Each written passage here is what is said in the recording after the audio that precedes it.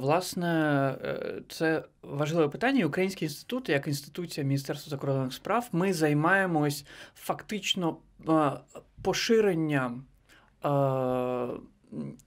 історії, сьогодення, культури, науки, громадянського суспільства, наративів про Україну за кордоном.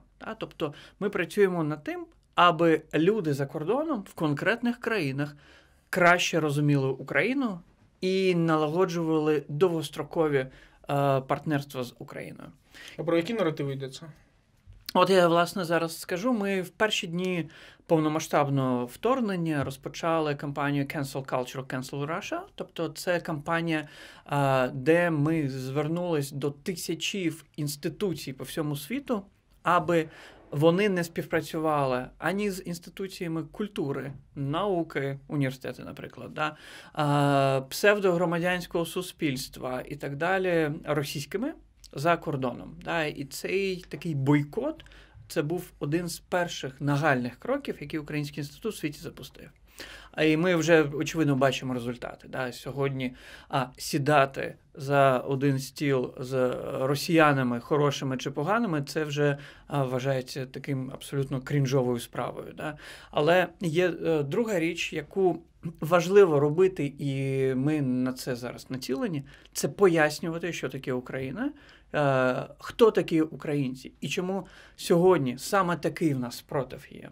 І ми це робимо в тому числі через Крим.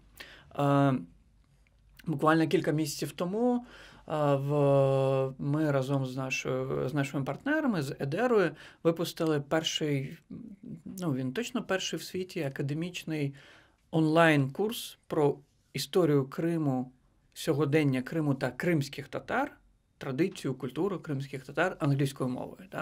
Цей курс вже кілька тисяч осіб пройшли і подивились. Це для того, аби ми сьогодні нарешті говорили про нас самих самі. Тобто, як раніше було, Росія, хто завгодно говорив про кримських татар, говорив про Крим, але наш голос був фактично нечутний. Тобто він був трошечки чутний в темі правозахисту, трошечки чутний в темі політичних прав, але в темі культури, історії, в темі комунікації.